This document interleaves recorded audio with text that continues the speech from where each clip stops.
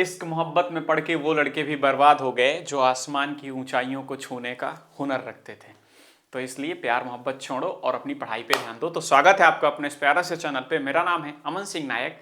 आज हम लोग सिविक्स का क्लास 10th का चैप्टर 2 को अच्छे से 30-35 मिनट में अच्छे से पोस्टमार्टम कर देंगे और चीज़ें आपको याद हो जाएंगी।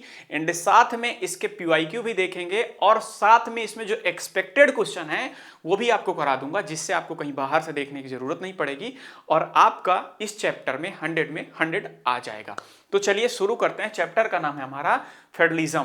फेडरलिज्म आपको मैं सबसे पहले एक कहानी सुनाता हूं जिससे पूरा चैप्टर समझ आ जाएगा, फिर आसानी से पढ़ते चले जाएंगे।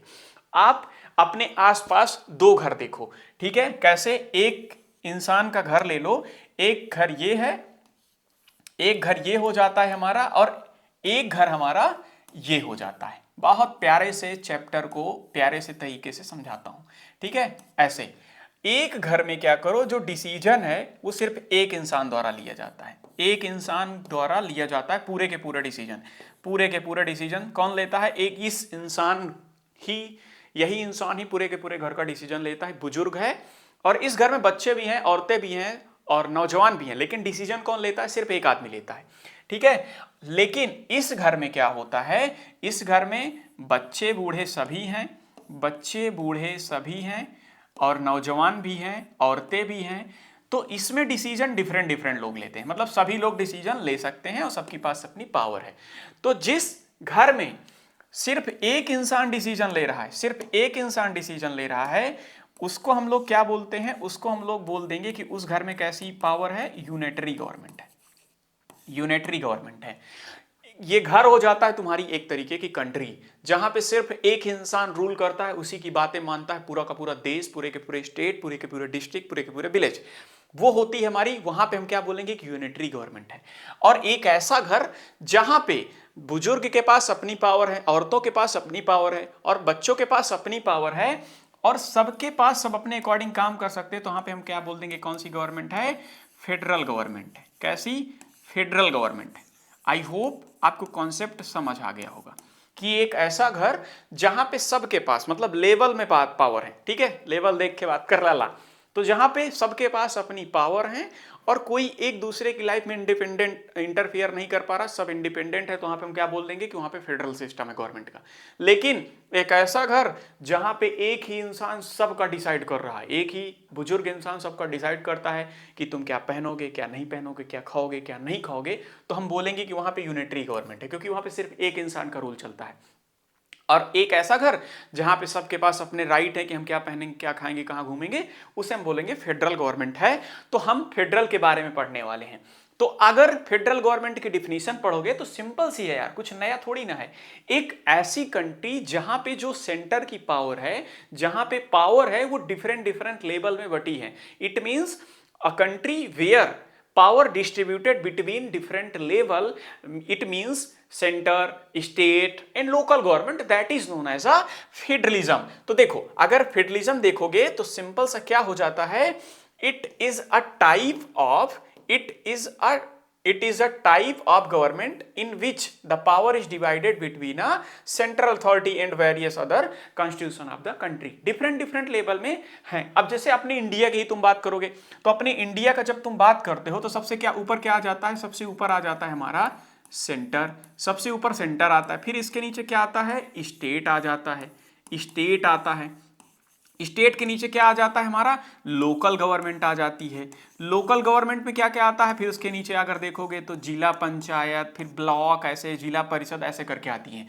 तो जो पावर है वो क्या है? वो डिस्ट्रीब्यूटेड है डिफरेंट डिफरेंट उसमें, ठीक है? क्या है? पावर डिस्ट्रीब्यूटेड है डिफरेंट डिफरेंट उसमें। तो हम क्या बोलते हैं कि India is a, so we can say India is a federalism या फिर फेडरल कंट्री। और यही तो है फेडरलिज्म। क्या होता है? जहां पे पावर बटी है। अगर आप फेडरलिज्म की डिफिनीशन देखोगे, federalism is a system of government in which the power is divided between a central authority and various constitution of the country. जहां पे डिफरेंट डिफरेंट लेवल में गवर्नमेंट की पावर बटी है, जैसे ऐसे, तो उसे हम बोलेंगे कि वो कैसी कंट्री है? फेडरेशन वाली कंट्री है या फेडरल कंट्री है, या वहां पे गवर्नमेंट कैसी है? फेडरलिज्म की है। नेक्स्ट हमारा आ जाता है और अगर इससे देखेंगे कि कौन कौन सी कंट्री आती हैं, तो सिंपल सी यूएसए, इंडिया, जर्मनी, कनाडा, ये सारी की सारी कंट्री है जो रेड कलर की हैं, रसिया वसिया, ब्राजील, ये सारी की सारी कैसी कंट्री हैं, फेडरल कंट्री हैं। अब आ जाता है हमारा यूनियन गवर्नमेंट। क्या आता है? Union government, unitary government system and federal system. इन दोनों में डिफरेंस देख लो, तो पहले ही बता दिया। अगर यूनियन देखोगे तो सिर्फ यहाँ पे गवर्नमेंट का एक लेवल रहता है, लाला लेवल देख के बात नहीं होती। जैसे चाइना देख लो, नॉर्थ कोरिया देख लो, यहाँ पे हम बोलेंगे कि कैसी गवर्नमेंट है, यूनियन गवर्नमेंट है। क्योंकि अगर देखोगे तो चाइना में सी जिनपिंग ही राजा बना बैठा है, पूरे के पूरे स्टेट का, पूरे के पूरे विलेज का, पूरे की पूरी कंट्री का कौन एक इंसान करता धरता है, और वो है सी जिनपिंग। लेकिन अगर अपनी कंट्री में देखोगे तो मोदी जी सेंटर पे बैठ के देख रहे हैं, लेकिन वेस्ट बंगाल पे दीदी अलग तांडव मचा के बैठी हैं। तो हम क्या बोलेंगे कि मोदी जी के पास अपनी सेंटर से रिलेटेड पावर है, स्टेट में दीदी अगर बैठी वहां तांडव कर रही हैं तो उनके पास अपनी अलग पावर है, इंटरफेयर नहीं कर पा रही हैं ना। नहीं दीदी का बस चले तो मोदी जी को गिरा दें, और अगर कुछ लोग का बस चले तो वेस्ट बंगाल में भी गवर्नमेंट दूसरी हो जाए, ऐसे करके बोल सकते हैं। तो सिंपल सा है। अगर हम सेंटर की बात करेंगे, अगर यूनिटरी में बात करेंगे तो यूनिटरी में सेंटर ही पूरे के पूरे देश का मालिक होता है, चाहे स्टेट हो चाहे लोकल गवर्नमेंट है, सब एक ही गवर्नमेंट होती है, तो उसे हम बोलेंगे यूनियन गवर्नमेंट। लेकिन फेडरल में क्या होता है, यहां पे डिफरेंट लेवल होते हैं और सबके पास अपनी पावर होती है, सब इंडिपेंडेंट तरीके से काम करते हैं। There are two more level of tier, और जिसी को हम टायर्स भी बोल सकते हैं कि डिफरेंट ईयर्स में होता है आप गवर्नमेंट। यहाँ पे मोर देन 2 लेवल्स होते हैं गवर्नमेंट के, सेंटर, स्टेट, लोकल, जिला पंचायत, जिला परिषद। उसके बाद the central government can pass on order to the provincial और लोकल गवर्नमेंट। यहां पे जो सेंटर गवर्नमेंट रहती है वो लोकल गवर्नमेंट से रिलेटेड कुछ भी बिल पास कर सकती है, कुछ भी ऑर्डर दे सकती है कि ये कर, इतना टैक्स वो करके दे। लेकिन जब फेडरल में आओगे तो ऐसा नहीं होता। मैंने बताया ना, अगर ऐसा हो तो सेंटर वाले कहां चले जाएं, वेस्ट बंगाल, सेंटर वाला हर जगह पे अपनी गवर्नमेंट बना ले, बट ऐसा नहीं होता। तो क्या होता है फेडरल में, क्या होगा, the central government can not order to the state government to do something, किसी भी चीज करने के लिए वो अपना ऑर्डर नहीं दे सकती। नेक्स्ट आ जाता है the central government is supreme. इसमें सुप्रीम कौन होती है, सेंट्रल गवर्नमेंट।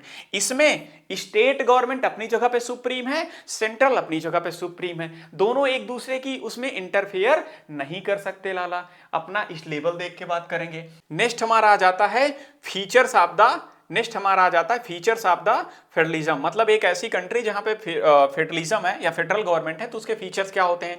तो सिंपल सा देखो, पहला तो यही हो जाता है, आप अंगुलियों में याद कर लो ना, there are more than 2 levels of government, ठीक है, पहला हो जाता है। दूसरा हो जाता है the power is equally distributed between different level of government, like that centre, state and local government has their own power and they can't interfere between them, वो एक दूसरे पे इंटरफेयर नहीं कर सकती। तो देख लो, थोड़ा सा ऐसे करके लिख सकते हो, जैसे देखो देयर आर मोर 2 लेवल्स, ठीक है, they operate independently in their respective area but are bounded by the constitution. वो अपनी जगह पे, अपने बाउंडेड एरिया पे अपने अकॉर्डिंग रूल करती हैं, रूल बनाती हैं, ऑर्डर पास करती हैं और एक दूसरे पे इंटरफेयर नहीं करती, लेकिन वो बंधी होती हैं कॉन्स्टिट्यूशन के द्वारा, ठीक है। नेक्स्ट आ जाता है the constitution serves as the supreme law of the land and both central and regional government must operate within the boundary set by the constitution. And साथ में सेंटर अपना अलग देखता है और स्टेट अपना अलग देखता है, किस चीज में, लैंड से रिलेटेड। नहीं तो सेंटर का गवर्नमेंट बस चले तो वो अपना मिला ले दूसरे वाले स्टेट को। तो ये किसके द्वारा सेट है, हमारे कॉन्स्टिट्यूशन के द्वारा, कि ये सारी चीजें किसके थ्रू मानी जाएंगी, जो हमारे कॉन्स्टिट्यूशन में डिफाइन है वही देखी जाएंगी। अब ये आ जाता है, नेक्स्ट हमारा आ जाता है, और अगर देखेंगे तो federal system often in corporate checks and balance to prevent the abuse of power by any one level of government. Federal system में क्या होता है, देख सकते हैं हम लोग कि भैया इधर उधर बैलेंस है ना, कोई चीजें इधर उधर गड़बड़ी तो नहीं हो रही। और देखोगे तो the fundamental provision of the constitution can't be change unitedly. मतलब एक चीज और है कि अगर यूनियन पे कोई गवर्नमेंट आ गई, सेंट्रल पे कोई गवर्नमेंट आ गई, तो उसको हम जो हमारे कॉन्स्टिट्यूशन में प्रोविजन दिए गए हैं उनको नहीं चेंज कर सकती। नहीं, सपोज दैट कोई ऐसी गवर्नमेंट आ जाए और वो अपने ही फेवर में सब कुछ बना ले और अपने को राजा बना ले और कहे कि अब आज से फेडरेशन खत्म होती है हमारे यहाँ से, हमारे यहाँ पे फेडरलिज्म खत्म, आज के बाद सब सेंटर में बैठा इंसान पीएम ही सब कुछ होगा, तो ऐसा नहीं पॉसिबल, क्योंकि हमारे कॉन्स्टिट्यूशन में सब कुछ लिखा है। और अगर देखा जाए तो कॉन्स्टिट्यूशन ही हमारे यहाँ पे सबसे सुप्रीम है। देखो, रिटन कॉन्स्टिट्यूशन है और कॉन्स्टिट्यूशन ही डुअल गवर्नमेंट में लिखा हुआ है, कॉन्स्टिट्यूशन में डुअल गवर्नमेंट लिखी है, और सुपर कॉन्स्टिट्यूशन भी हमारा सुप्रीम है और इंडिपेंडेंट जुडिशरी है। जुडिशरी हमारी, जो हमारे यहाँ का जुडिशियल सिस्टम है वो इंडिपेंडेंट है। किसको, चाहे आपकी रूलिंग गवर्नमेंट हो या फिर और अपोजिशन गवर्नमेंट हो, अपोजिशन पार्टी हो या रूलिंग पार्टी हो, वो अगर कुछ गलत कर रही है तो उसको कौन बोलेगा, इंडिपेंडेंट जुडिशरी दोनों पे कुछ भी कर सकती है, दोनों को पनिश कर सकती है। बट ये सिर्फ बुक के लिए है कि कानून सबके लिए बराबर, ये तुमको पता होगा, मुझको भी पता है, लेकिन पढ़ लेते हैं, क्या ही करना है, ठीक है। ये सिर्फ बोलने की बातें हैं कि सबके लिए कानून इक्वल है, कैसा कुछ नहीं है इसको, ठीक है। जो भी है, आप क्या बोल सकते हैं, पढ़ रहे हैं भाई, ठीक है, पढ़ा लिखा है तो पढ़ लेते हैं कि हमारी जो जुडिशरी है वो इंडिपेंडेंट है और कानून सबके लिए बराबर है। नेक्स्ट आ जाता है पावर का डिवीजन है और साथ में बाइकैमरल लेजिस्लेचर हमारी आ जाती है। अब हमारा आ जाता है टाइप्स ऑफ फेडरेशन। हमारा जो फेडरेशन है वो दो टाइप का होता है। पहला होता है कमिंग टुगेदर, देखो पहला होता है कमिंग टुगेदर फेडरेशन और दूसरा होता है होल्डिंग टुगेदर। देखो अगर हमारे यहां पे देखोगे तो हमारे यहां पे एक तरीके का फेडरेशन है, मतलब डिफरेंट डिफरेंट स्टेट हैं, फिर भारत एक सबका पापा है या भारत सबका एक फेडरेशन का मालिक है। लेकिन अगर यूएसए में जाओगे तो वहां पे सारे स्टेट आ करके एक यूएसए बनाते हैं, ठीक है। जैसे वहां पे 24 25 के आसपास जो स्टेट हैं वो आते हैं और एक फेडरेशन बनाते हैं और फिर एक गवर्नमेंट बनती है। लेकिन हमारे यहाँ पे कैसा है, हमारे यहाँ पे सबकी गवर्नमेंट अलग है, ठीक है, सबके पास पावर है, अलग है, ठीक है, बट ये सारे के सारे होल्ड हैं, होल्ड किए हुए हैं हमारे कॉन्स्टिट्यूशन। हमारा कॉन्स्टिट्यूशन में लिखा है that India is a union of the state, ठीक है, भारत सबका संघ है, India is a federation of different state, ऐसे बोल सकते हो, तो ये हो जाता है। अब अगर कमिंग टुगेदर देखोगे, अगर कमिंग टुगेदर देखोगे तो सिंपल सा, आप सबसे अच्छा एग्जांपल इसका यूएसए है। ओ भैया कहां चला जाता है। अगर कमिंग टुगेदर देखोगे, independent state join voluntary to form a larger federation. सारे के सारे इंडिपेंडेंट स्टेट अपने से मिलते हैं और एक गवर्नमेंट बनाते हैं, तो उसे बोलते हैं कमिंग टुगेदर, मतलब वो आ रहे हैं, उनको जबरदस्ती नहीं लाया जा रहा है, तो वो होता है कमिंग टुगेदर। इसमें स्विट्जरलैंड, यूएसए, ऑस्ट्रेलिया सारे के सारे आ जाते हैं। नेक्स्ट आ जाता है हमारा होल्डिंग टुगेदर। होल्डिंग में बना तो रहे हैं एक फेडरेशन, बट वो हमारे कॉन्स्टिट्यूशन में डिफाइन है, क्यों लिखा हुआ है कि तुम पे इतना राइट नहीं, तुम छोड़ के भाग जाओ, तुम पे पावर रहेगी लेकिन औकात में रहना पड़ेगा, ऐसे बोलते हैं ना। मम्मी पापा कहते हैं ठीक है कर तो ले अपने मन का, लेकिन सोच समझ के बेटा करना। तो यहां पे वही है, होल्डिंग टुगेदर है, छूट तो दी गई है बट छूट भी नहीं दी गई है। जैसे देखो सिंपल सा, a larger country decide to divide its power between the central government and its smaller state और region. This method is used in countries such as India, Spain and Belgium where a central authority shares power between the countries different level, ठीक है। अब federation in India पे देखोगे तो simple सा है, India पे देखोगे कि हमारे इंडिया पे फेडरेशन पे कैसा है, तो सारे स्टेट मिलकर के हमारे यहाँ पे भारत को बनाते हैं, बट उनके पास इक्वल राइट ऐसा नहीं है कि वो छोड़ सकते हैं, वो बंधे हुए हैं कॉन्स्टिट्यूशन के द्वारा, ठीक है। India is based on the principle of federalism and is declare as union of state by the constitution. यही तो बताया, is declares by the constitution that India is union of the state, different state. हमारे यहां पे constitution हमारा खुद बताता है कि तुम्हारे पास पावर तो है, बट तुम्हारा सबका जो यूनियन है, तुम सारे के सारे यूनियन हो, मिलकर के क्या बनाओगे, एक यूनियन बनाओगे जो भारत कहलाएगा। नेक्स्ट आ जाता है हमारे यहाँ पे 3 तरीके की गवर्नमेंट पाई जाती है, स्टेट से सबसे ऊपर सेंटर, फिर उसके बाद स्टेट, फिर लोकल। तो 3 tiers of government, central, state, local. और देखेंगे तो each tier of government has its own jurisdiction specified in the constitution of our country. ये हो जाता है हमारे यहाँ पे सब जो लेवल की गवर्नमेंट है, जैसे स्टेट पे, सेंटर पे और लोकल पे, सबकी अपनी पावर है और वो सबकी एक बाउंडेशन है कि तुम इसी में रह के काम करोगे, औकात के बाहर नहीं जाओगे। अब हमारा नेक्स्ट आ जाता है what makes India is a federal country.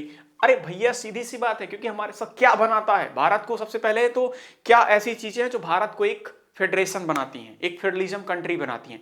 तो पहला तो तुम्हारा जवाब होगा कि डिफरेंट लेवल पे गवर्नमेंट है। जैसे देखो फेडरल गवर्नमेंट में क्या है, सिंपल सा 2 लेवल ऑफ गवर्नमेंट है, सेंट्रल एंड स्टेट गवर्नमेंट है, पॉलिटिकल पावर शेयर्ड होती है, ठीक है। ऐसा नहीं है कि एक ही गवर्नमेंट, एक ही पार्टी हमेशा रूल करती है, और डिफरेंट डिफरेंट पार्टियां आती रहती हैं, डिफरेंट टाइप्स ऑफ लॉ हैं, एंड साथ में कॉन्स्टिट्यूशन इज कॉडिफाइड एंड रिजिड, मतलब हमारे यहाँ का कॉन्स्टिट्यूशन बहुत फ्लेक्सिबल भी है और रिजिड भी है। अगर देखा जाए तो हमारे यहाँ का कॉन्स्टिट्यूशन बहुत फ्लेक्सिबल भी है और बहुत रिजिड भी है, मतलब बहुत लचीला है और बहुत कठोर है।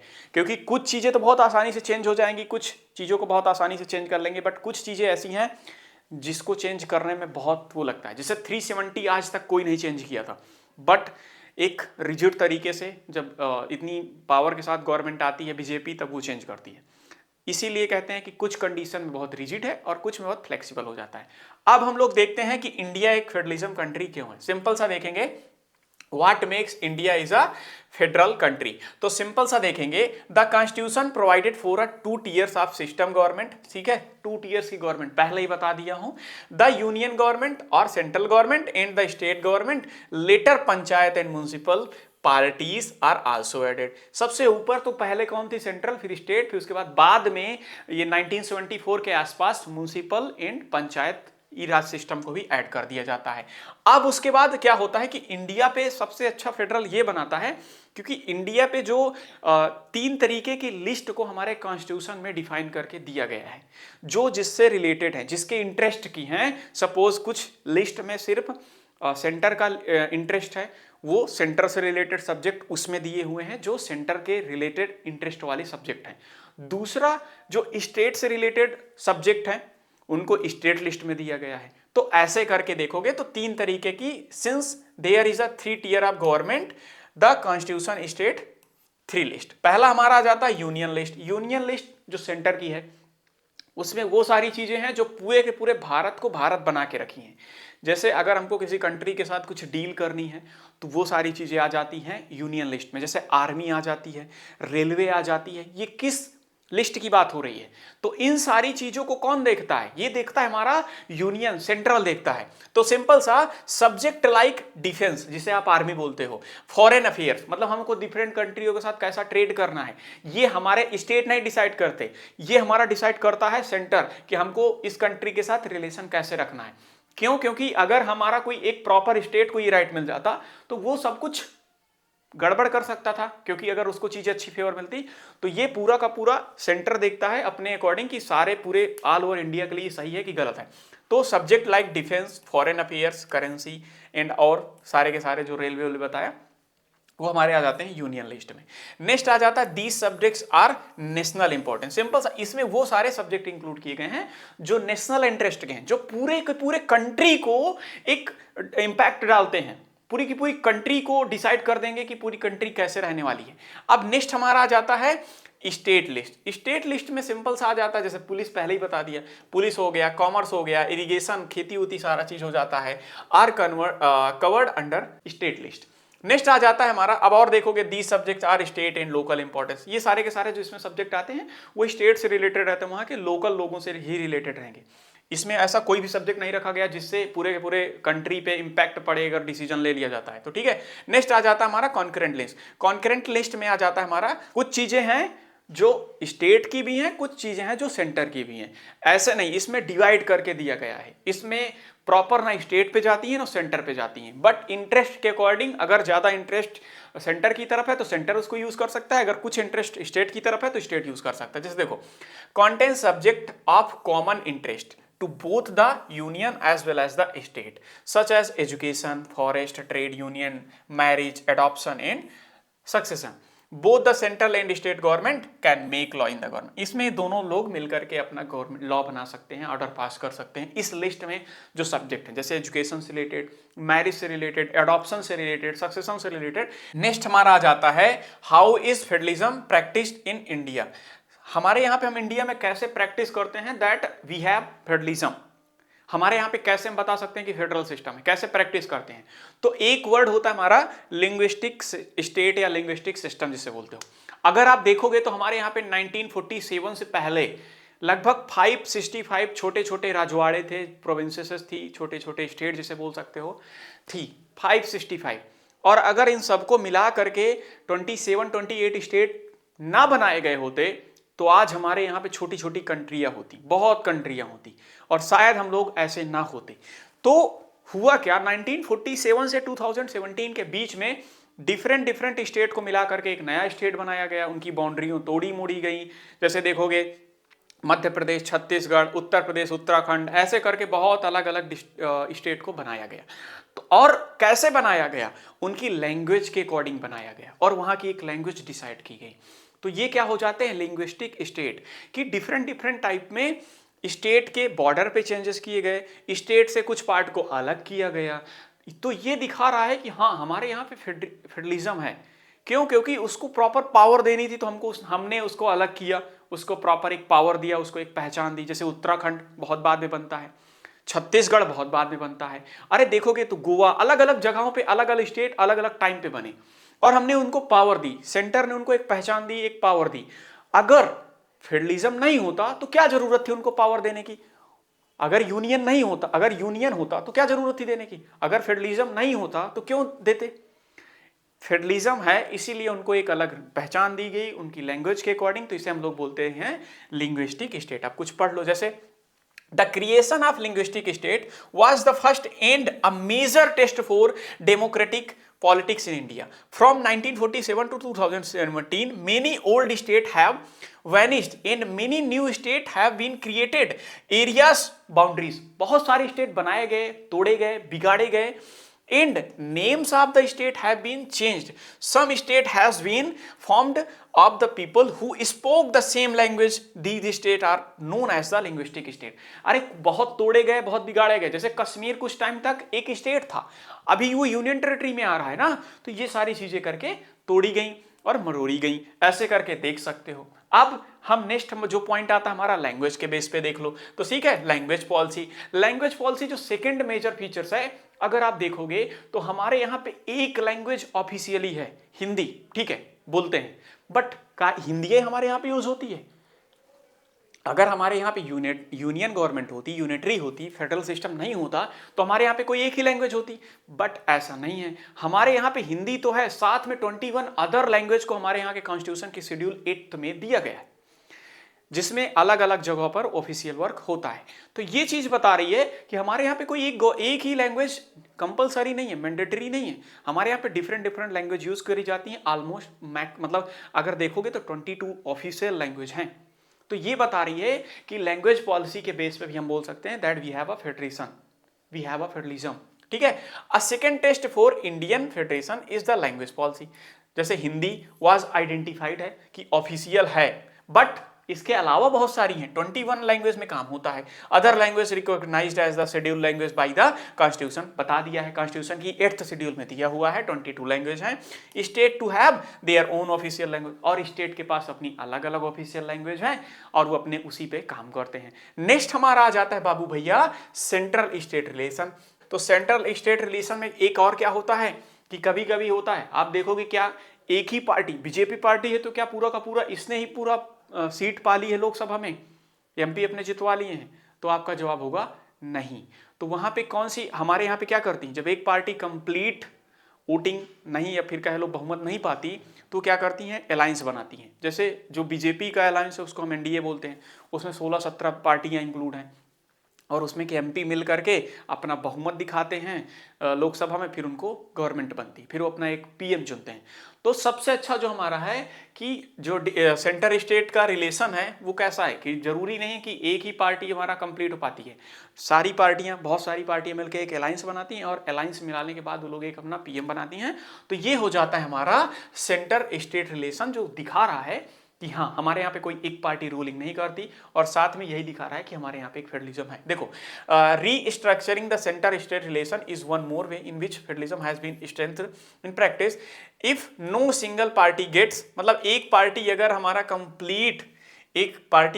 कंप्लीट मेजोरिटी नहीं पाती ना बाबू भैया, क्या नहीं पाती, कंप्लीट मेजोरिटी नहीं पाती, तो बहुत सारी पार्टियां मिलकर के can alliance with a many parties, और यही लोग अपना गवर्नमेंट बनाती हैं। अब हम आगे आते हैं, ठीक है, डिसेंट्रलाइजेशन इन इंडिया। अब अगर देखोगे तो डिसेंट्रलाइजेशन मींस होता है पावर का डिस्ट्रीब्यूशन। सेंट्रलाइजेशन का मतलब होता है, अगर आप सेंट्रलाइजेशन देखोगे, ठीक है, सेंट्रलाइजेशन देखोगे तो पूरी की पूरी पावर कहां जा रही, सारी की सारी पावर सेंटर की तरफ है, ठीक है, स्टेट की हो या फिर स्टेट की हो या फिर हमारे ग्राम की पंचायत की हो या फिर डिस्ट्रिक्ट की हो, ये सारी पंचायत सारी की सारी हमारी पावर कहाँ पे जाएंगी? सेंटर पे।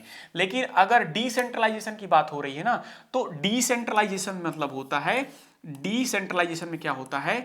State the distribution of power in different levels, that is known as a decentralization you can say।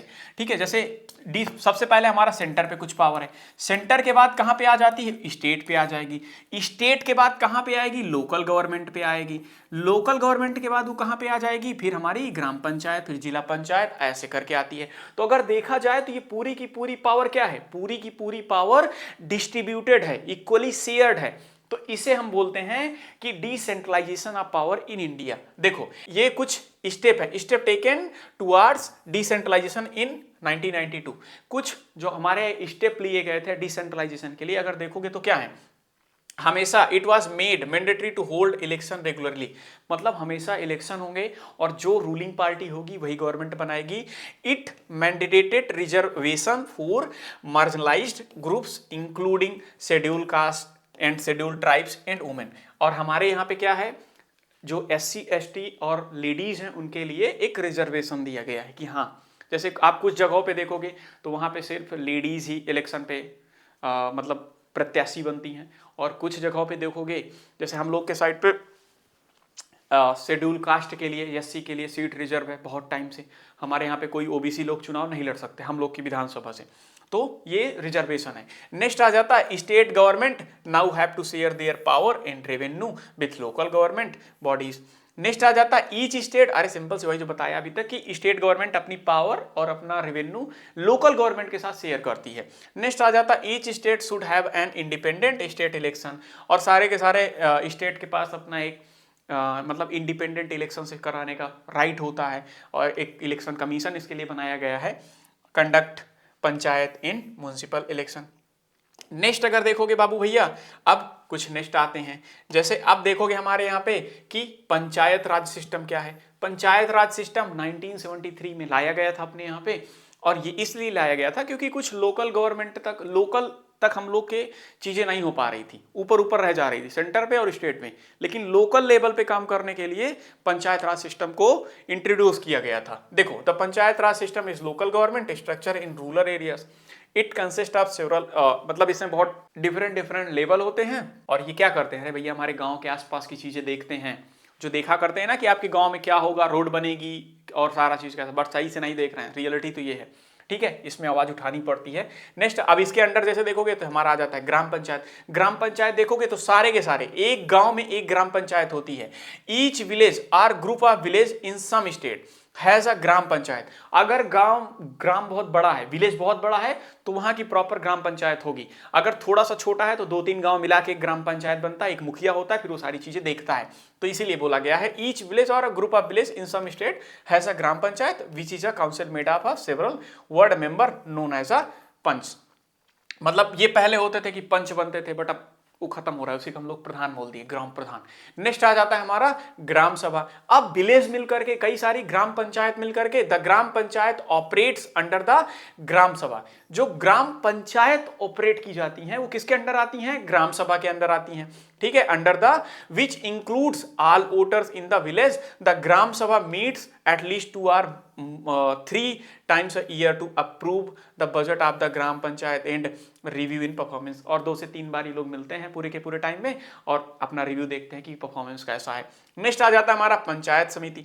Panchayat समिति होता है, इसमें जो हमारे होते हैं ये ग्राम सभा के लोग मिल करके several gram panchayat are group together to form a panchayat samiti. बहुत इसी को हम लोग बोलते हैं ब्लॉक या मंडल। होता क्या है, बहुत सारे ग्राम पंचायत मिलकर के, बहुत सारी ग्राम पंचायत मिलकर एक पंचायत समिति मिलती है और ये बनाते हैं ब्लॉक। फिर इनका चीफ अलग होता है। ठीक है, इनका चीफ अलग होता है जिसे हम ब्लॉक मंडल बोलते हैं। Representative for the panchayat samiti are elected by the member of the panchayat within that area.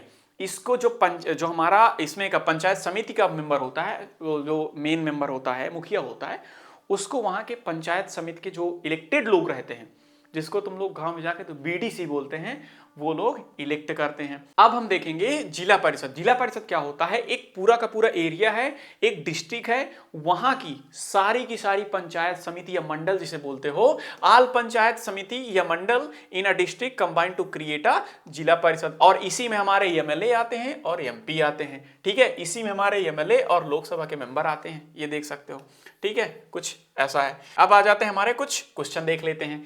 अब इससे रिलेटेड क्वेश्चन देखते हैं। जैसे देखो सिंपल सा है, describe any 3 features of unitary government. तो यूनिटरी गवर्नमेंट क्या होती है? जहां पे जो पावर होती है वो डिफरेंट लेवल पे डिस्ट्रीब्यूटेड नहीं होती है।